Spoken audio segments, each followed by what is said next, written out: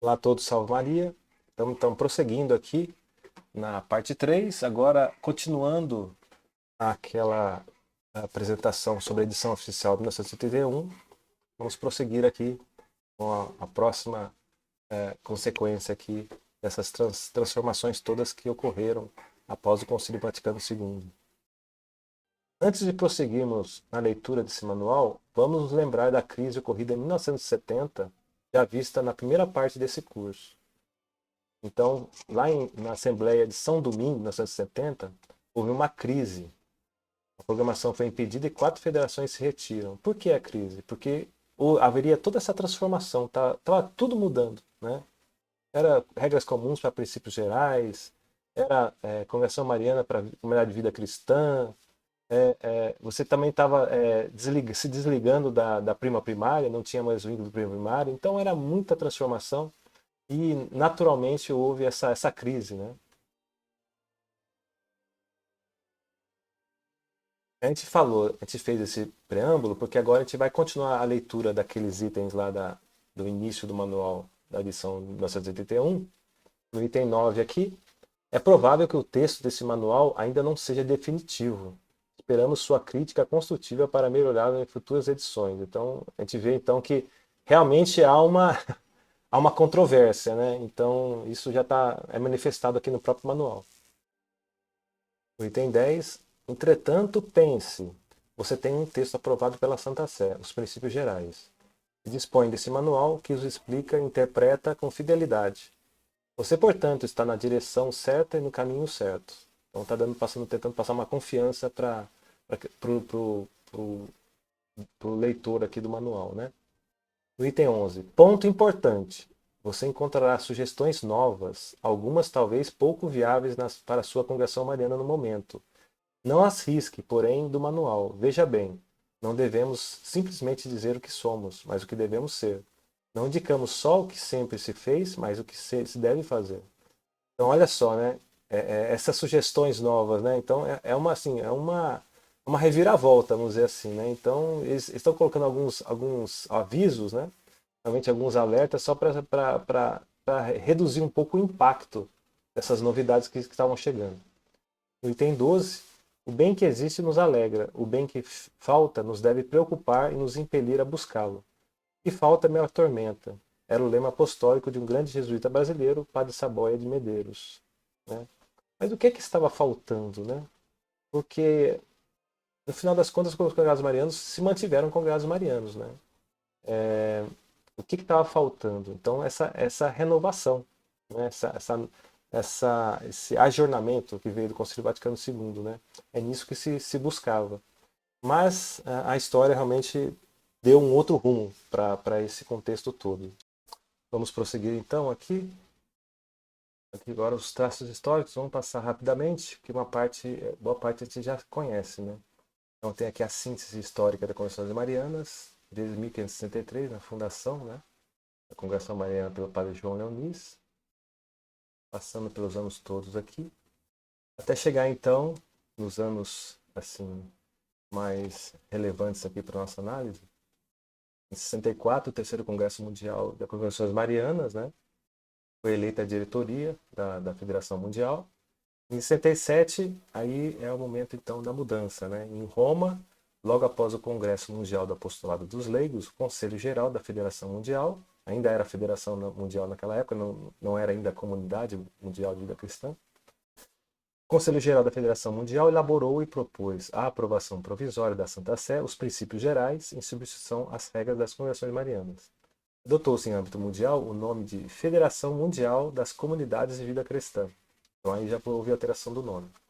Deixando-se aos países integrantes plena liberdade para adotar o novo título, ou conservar o tradicional, isto é, Congregação Mariana, em seus movimentos nacionais, como ocorreu com o Brasil.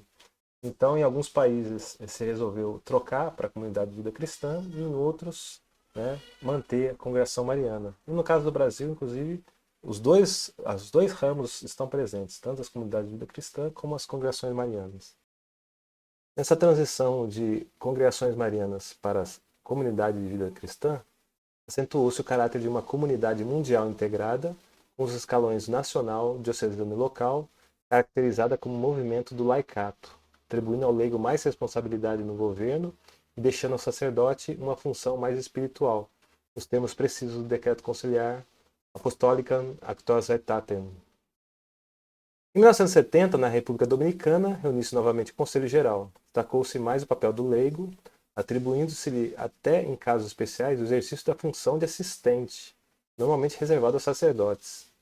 Eleita na mesma ocasião a quarta diretoria da Federação Mundial. Então a gente nota que está havendo uma maior independência, né, da comunidade comparada com a Congregação Mariana, né?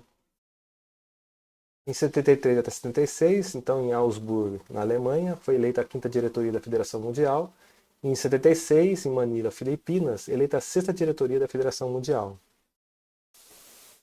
Vamos ver agora o contexto nacional daquela época, né? Então tem aqui os inícios, né, que a gente já conhece, né, em relação às fundações das primeiras congregações marianas e assim por diante. Mas o que nos interessa mais aqui é, primeiro nesse trecho aqui, em que, de 1950 a 1960, em que se fala que se declinou o número de congregados marianos, né, mas melhorou o índice de formação. Então, alguns aspectos de grande vitalidade, assembleias nacionais de dirigentes, traçaram normas de renovação. A revista Estrela do Mar, que foi fundada em 1911, órgão oficial do movimento, aumentou a tiragem, atingindo até 35 mil exemplares, né? Olha só. Comemorou os 50 anos de 1961, com 50 mil exemplares. O manual o Manual dos Congregados, unificando os diversos modelos, em edição da Confederação, 1957, chegou a atingir 320 mil exemplares em sucessivas tiragens. Bom, aí entra esse período mais conturbado, né, que é 1960 a 1970, né, com mais duas assembleias nacionais, em São Paulo, em 63, e em Ribeirão Preto, em 67. Grande participação. Entretanto, a fase de grande transformação pós-conciliar se iniciava e as congregações marianas tinham que sentir seus efeitos, deixar o movimento de massa, reduzir-se numericamente, dinamizar o apostolado, aprofundar a vivência cristã. Lembrando que as grandes transformações começaram em 1967, né? E em 1968, na Assembleia Nacional Extraordinária, já se fez a reforma do Estatuto da Confederação Nacional. Houve uma entrada generalizada e consciente em um processo de revisão, renovação em profundidade. Normas sobre uma refiliação. Como a gente viu antes, a filiação ela se faz da Congregação Mariana para a Federação, da Federação para a Confederação Nacional, e também tem a filiação da Confederação Nacional para uma organização superior, seria a Federação Mundial, né, no caso a Federação Mundial das Comunidades de Vida Cristã.